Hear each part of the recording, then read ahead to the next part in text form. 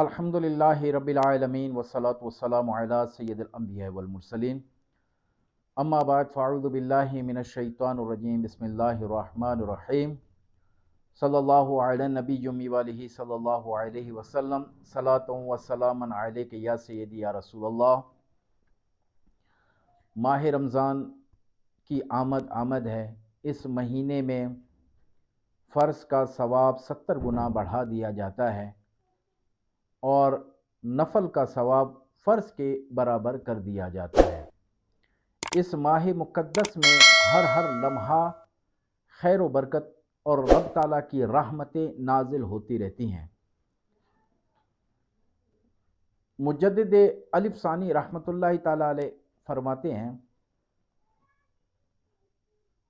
کہ جس کا یہ رمضان منتشر گزرا اس کا پورا سال منتشر ہی گزرے گا۔ تو اسی طرح اس ماہ کا آپ نے بہت خوب عبادت کا اہتمام کرنا ہے اور اپنے نظام الاوقات آپ نے بنا لینے کہ آپ نے سحری میں کون سے اوراد و وظائف کرنے ہیں اور فجر کی نماز کے بعد کس طرح میں نے عبادت کرنی اور اشراق و چاشت کے بعد میں نے کیا پڑھنا۔ اسی ترتیب کے ساتھ آپ نے پورے دن جو ہے اوراد و وظائف آپ نے پڑھتے رہنا ہے۔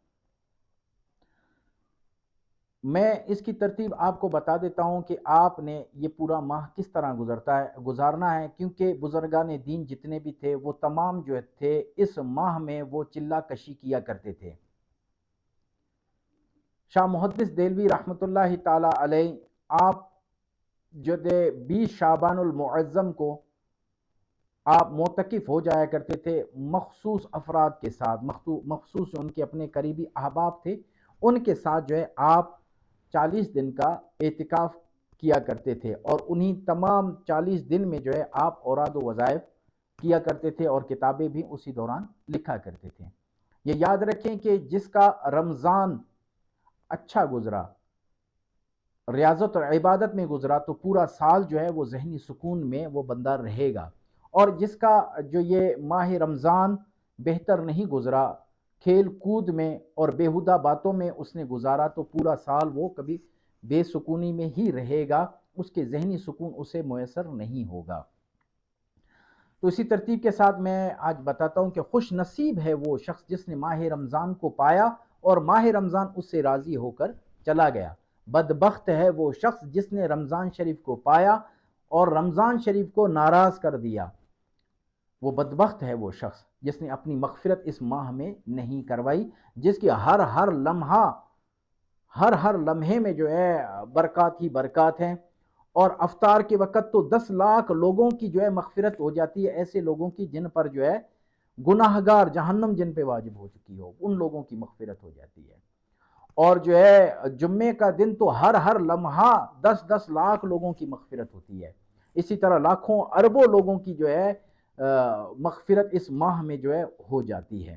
اس کا نظام الاوقات یہ رکھیں کہ آپ نے سورہ یاسین جو ہے آپ نے اس پورے ماہ میں 1000 مرتبہ پڑھنی ہے، یعنی اس کو آپ نے ڈیوائیڈ کرنا ہے۔ 29 روزے تک آپ اس کو ڈیوائیڈ کر لیں، کیونکہ آگے نہیں پتہ کہ اگلا جو دن روزے کا ہوگا یا نہیں ہوگا، اس پر ڈیوائیڈ کر لیں۔ روزانہ کتنی مرتبہ آپ نے پڑھنی ہے یہ پڑھ لیں۔ اس کے علاوہ اگر آپ نے سورہ مزمل پڑھنی ہے تو اس کو بھی آپ نے 1000 مرتبہ سورہ مزمل آپ نے اس پورے ماہ میں کمپلیٹ کرنی ہے۔